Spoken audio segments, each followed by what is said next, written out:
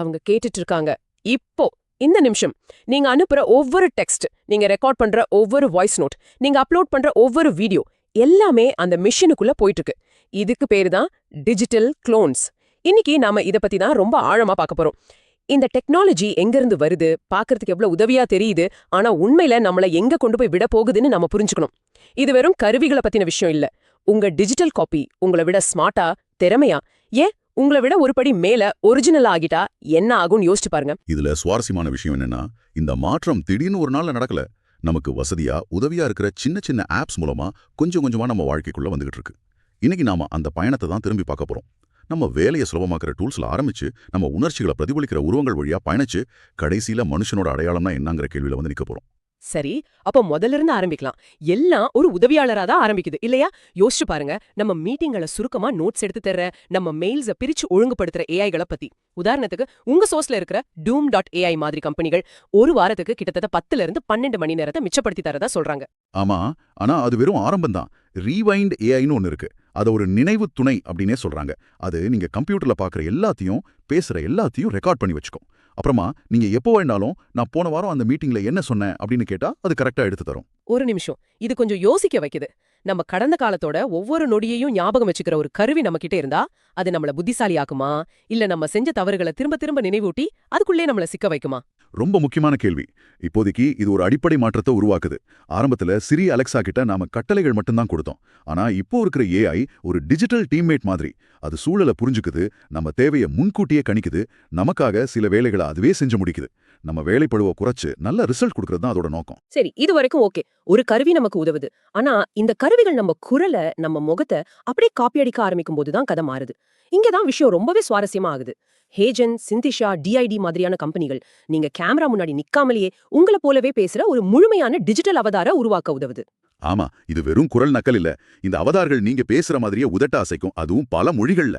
ஒரு மொழியில நீங்க ரெக்கார்ட் பண்ணா போதும், அது பிரெஞ்சுல, ஜப்பானீஸ்ல எல்லாம் உங்களை போலவே பேசும். குறிப்பா டிஐடி மாதிரி நிறுவனங்கள் இன்னும் ஒரு படி மேல போய் நீங்க கொடுக்குற ஒரு போட்டோவை வச்சு கண் சிமிட்டுறது, சிரிக்கிறது, புருவத்தை உயர்த்துறதுன்னு சின்ன சின்ன முகபாவனைகளை கூட கொண்டு வந்துடுறாங்க. என்னது, ஒரு போட்டோவை வச்சு பேச வைக்க முடியுமா?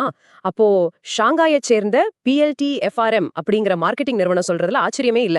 அவங்களோட டிஜிட்டல் சேல்ஸ் அவதார்கள் நிஜமான சேல்ஸ்மேன்களை விட 30% அதிகமா விற்பனை செய்தான்.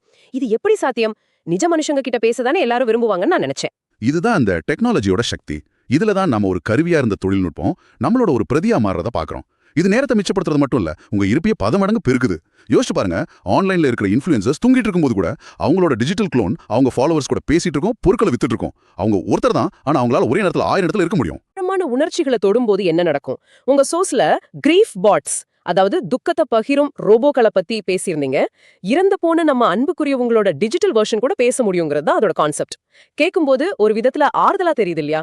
நம்ம ரொம்ப மிஸ் பண்ற ஒருத்தரோட குரலா மறுபடியும் கேட்கறது. மேலோட்டமா பார்க்கும்போது அப்படிதான் தெரியும். ஆனா funeral.comல வந்த ஒரு கட்டுரை இதுக்கு பின்னாடி இருக்கிற மிகப்பெரிய தார்மீக சிக்கல்களை ரொம்ப தெளிவா சொல்லுது. முக்கியமா 4 விஷயங்களை நம்ம கவனிக்கணும். முதல் விஷயம் சம்மதம், கன்சென்ட். சம்மதமா? இறந்தவங்க கிட்ட எப்படி சம்மதம் வாங்க முடியும்? அதுதான் பிரச்சனை. இறந்தவர் உயிரோட இருக்கும்போது தன்னோட தனிப்பட்ட மெசேஜ்களை, வாய்ஸ் நோட்ஸை பயன்படுத்தி ஒரு ரோபோவை உருவாக்கலான்னு எங்கேயாவது எழுத்துப்பூர்வமா அனுமதி கொடுத்திருக்கிறாரா? இது கிட்டத்தட்ட உறுப்பு தானம் மாதிரி. தெளிவான ஆவணப்படுத்தப்பட்ட அனுமதி இல்லாம நாம இதை செய்யக்கூடாது. அப்போ இது ஒரு டிஜிட்டல் உறுப்புதானம் மாதிரி. நான் இறந்த பிறகு என் தரவை ஒரு AI க்ளோன் செய்ய பயன்படுத்திக்கலாம்னு வில்ல எழுதி வைக்கணும், அப்படிதானே? சரியா சொன்னீங்க. 2வது முக்கியமான விஷயம் தனியுரிமை, பிரைவசி. ஒருத்தரோட க்ளோனை உருவாக்கணும்னா அவரோட பர்சனல் மெசேஜ்கள், போட்டோக்கள், வாய்ஸ் ரெக்கார்டிங்ஸ்னு எல்லாத்தையும் ஒரு கம்பெனியோட சர்வர்ல அப்லோட் பண்ணணும். அந்த டேட்டாவுக்கு யார் பொறுப்பு? அதை யார் வேணும்னாலும் பார்க்க முடியுமா? அதை டிலீட் பண்ண முடியுமா? இல்ல அந்த கம்பெனி தன்னோட AI மாடலை இன்னும் சிறப்பாக்க அந்த டேட்டாவை பயன்படுத்துமா? இந்த கேள்விகளுக்கெல்லாம் தெளிவான பதில் கிடையாது. கேட்கவே பயமா இருக்கு. நம்மளோட பர்சனல் சாட்ஸ், அது நம்மளோட மொத்த வாழ்க்கையின் வடிகட்டப்படாத முகம். அந்த டேட்டா இன்னொருத்தர் கைக்கு போகுதுங்கிறது நினைச்சு பார்க்கவே முடியல. சரி, 3வது என்ன? 3வது உணர்ச்சி பாதுகாப்பு, இமோஷனல் சேஃப்டி. சரி, ஒரு க்ளோன் கிட்ட பேசுறோம்னு வச்சுக்கலாம். அது உண்மையிலேயே ஒருத்தன் துக்கத்துல இருந்து மீண்டு வர உதவுதா? இல்ல அந்த துக்கத்திலேயே அவங்கள மூழ்கடிக்குதா? ஒருவேளை அந்த ரோபோ தப்பா காயப்படுத்துற மாதிரி ஏதாவது சொல்லிட்டா என்ன பண்றது? அது ஒரு மெஷின் தானே, அதுக்கு உணர்ச்சிகள் புரியாதே. இது ஒரு முக்கியமான கேள்வி. ஆமா, துக்கத்துல இருக்கிறவங்க மனசு ரொம்ப பலவீனமா இருக்கும். அந்த நேரத்துல ஒரு தப்பான வார்த்தை கூட அவங்கள ரொம்ப பாதிக்கும். சரி, கடைசி பாயிண்ட். கடைசி மற்றும் மிக முக்கியமான பாயிண்ட் வணிகமயமாக்கல், கமர்ஷியலைசேஷன். சில கம்பெனிகள் இத டிஜிட்டல் புனருத்தாரம் அப்படிங்கிற பேர்ல மார்க்கெட் பண்றாங்க. நீங்க துக்கப்படவே வேணாம், உங்க அன்புக்குரியவங்க உங்களோட தான் இருக்காங்க அப்படின்னு சொல்றாங்க. இது ரொம்ப ஆபத்தான ஒரு விஷயம். துக்கங்கிறது நாம சரி செய்ய வேண்டிய ஒரு பிரச்சனை இல்ல, அது நாம கடந்து போக வேண்டிய ஒரு அனுபவம். அதுக்கு ஆதரவு தான் தேவை, போலி ஆறுதல்கள் இல்ல. இறந்தவங்கள க்ளோன் செய்யறதுலயே இவ்ளோ சிக்கல்கள்னா உயிரோட இருக்கிறவங்களுக்கு இதே டெக்னாலஜியை பயன்படுத்தினா என்னாகும்? டெல்ஃபி ஏஐ மாதிரி தளங்கள் நீங்க எழுதுற விஷயங்கள், பேசுற விஷயங்களை அனலைஸ் பண்ணி உங்கள மாதிரியே யோசிக்கிற ஒரு டிஜிட்டல் மனதை உருவாக்குது. உங்க ஃபாலோவர்ஸ் உங்ககிட்ட 24/7 பேச முடியும்னு சொல்றாங்க. இது நம்மள த பெட்டர் யூ பாரடாக்ஸ் அப்படின்னு சொல்லப்படுற ஒரு வினோதமான இடத்துக்கு கொண்டு வருது. அதாவது உங்களை விட சிறந்த நீங்கள் என்ற முரண்பாடு. யோசிச்சு பாருங்க, உங்க டிஜிட்டல் குளோனுக்கு மறதியே கிடையாது. அதுக்கு சோர்வே ஆகாது, அது கோபப்படாது, பாவனாவசப்படாது.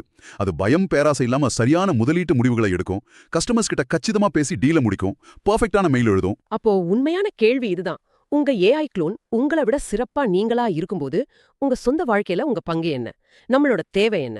ஆனா ஒரு நிமிஷம், பெர்ஃபெக்ட்ங்கிறது நிஜமாவே சிறந்ததா? மனுஷங்க தப்பு பண்ணுவாங்க, சோர்வடைவாங்க, கோபப்படுவாங்க.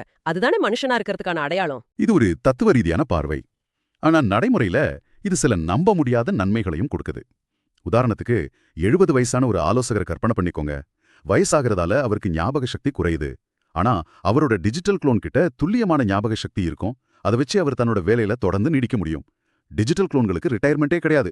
ஒருத்தரோட தொழில் வாழ்க்கையை அது பல வருஷங்களுக்கு நீட்டிக்க முடியும். ஆனா இது இன்னொரு பெரிய குழப்பத்துக்கு வழிவக்கும் இல்லையா? உங்க டிஜிட்டல் க்ளோனை உங்ககிட்ட இருந்து பிரிச்சு பார்க்கவே முடியாத அளவுக்கு அது பெர்ஃபெக்ட்டா இருந்தா நீங்க தான் உண்மையான ஆளுன்னு எப்படி நிரூபிப்பீங்க? இதுதான் நீங்க சொல்ற அங்கீகார நெருக்கடியா? Authentication crisis. சரியா சொன்னீங்க. யார் உண்மையானவர்னு நிரூபிக்கிற சிக்கல். இதனால எதிர்காலத்துல மனிதர்கள் மட்டும் அப்படி நடக்கிற மீட்டிங்ஸ் ஒரு சொகுசு சேவையா மாறலாம். பெரிய பிசினஸ் டீல் பேசும்போது நீங்க நிஜமான மனுஷன் தான் உங்க பயாலஜியை செக் பண்ண வேண்டியிருக்கும். டேட்டிங் ஆப்ஸ்ல நீங்க ஒரு நிஜமான நபர் கூட தான் பேசுறீங்கன்னு உறுதிப்படுத்துறதுக்கு தனியா பணம் கட்ட வேண்டியிருக்கும். மனுஷனை நிரூபிக்கிறதே ஒரு பெரிய தொழில்நுட்ப போட்டியா மாறும். இந்த டெக்னாலஜி இவ்ளோ வேகமா வளர்ந்துட்டு இருக்கு. ஆனா இதை கட்டுப்படுத்த விதிகள் எங்க இருக்கு? இப்போ கூட ட்ரேக் மற்றும் தி வீக்கெண்டோட ஏஐ குரல்களை வச்சு ஒரு பாட்டு வைரலாச்சு. நியூ ஹாம்ஷயர் தேர்தல்ல அப்போதைய ஜனாதிபதி வேட்பாளர் ஜோ பைடனோட குரலை க்ளோன் பண்ணி ஓட்டு போட வராதீங்கன்னு மக்களுக்கு ஃபோன் கால் போயிருக்கு. இது வெறும் பொழுதுபோக்கு இல்ல, இது அரசியல்லையும் பெரிய தாக்கத்தை ஏற்படுத்துது. சட்டங்கள் இந்த வேகத்துக்கு ஈடு கொடுக்க முடியாம திணறிட்டு இருக்கு. இது ஒரு சிக்கலான அடையாள வலைப்பின்னல். இருந்தாலும் சில மாகாணங்கள் செயல்பட ஆரம்பிச்சிருக்கு. டென்னசியில கொண்டு வந்த இயல்பு சட்டம் ஒருத்தரோட குரலை அனுமதி இல்லாம ஏஐ மூலமா பிரதி எடுக்கிறதுல இருந்து பாதுகாக்கிற முதல் சட்டம். அப்போ டென்னசி ஒரு குரலை பாதுகாக்குது. ஆனா அதுக்கு என்ன அர்த்தம்? நான் ஒரு ஏஐய பயன்படுத்தி ஒரு பிரபலமான பாடகரோட குரல்ல இல்ல ஆனா அவரோட ஸ்டைல்ல ஒரு பாட்டை உருவாக்குனா அது இயல்வி சட்டப்படி தப்பா? இதுதான் மில்லியன் டாலர் கேள்வி. இங்கதான் சட்டம் குழப்பமாகுது. அந்த சட்டம் குரலை மையப்படுத்துது. ஆனா ஏஐ பேட்டர்ன்களை வச்சு புதுசா ஒன்னு உருவாக்குது. அது வெறும் காப்பி பேஸ்ட் கிடையாது.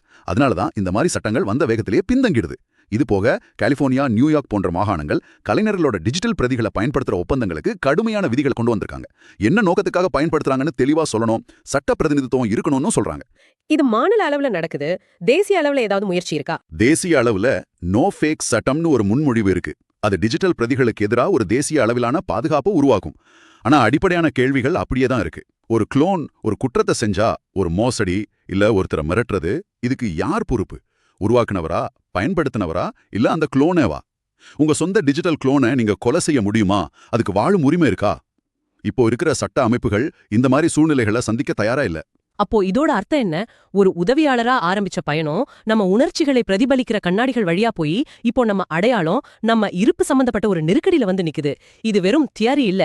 இந்த தொழில்நுட்பங்களோட பெருக்கத்தை பார்த்தா 2031க்குள்ள டிஜிட்டல் மனிதர்களுக்கான சந்தை $26 பில்லியன் தொடும்னு கணிக்கிறாங்க. இது வரப்போற விஷயம் இல்ல, இது ஏற்கனவே இங்க இருக்கு. கடைசியில எல்லாமே உங்க டேட்டாவை பத்தினதுதான். உங்க குரல், உங்க எழுத்து, உங்க நினைவுகள் எல்லாமே ஒரு மிஷின்குள்ள செலுத்தப்படுது. நாம இந்த உரையாடலோட ஆரம்பத்துல பேசின மாதிரி அந்த குளோன் உருவாகும்போது அது உங்களை பிரதிபலிக்கிறத நிறுத்திட்டு உங்களை கணிக்க ஆரம்பிக்குது. நீங்க அடுத்து என்ன சொல்லுவீங்க, என்ன செய்வீங்கன்னு அதுக்கு தெரியும். இப்போ ஒரு நிமிஷம் உங்களையே நீங்க கேட்டுக்கோங்க. உங்களோட டிஜிட்டல் வெர்ஷன் தப்பே செய்யாத, சாவே இல்லாத, எல்லையற்ற திறமை கொண்ட ஒன்னா இருந்தா அசலுக்கு என்ன ஆகும்?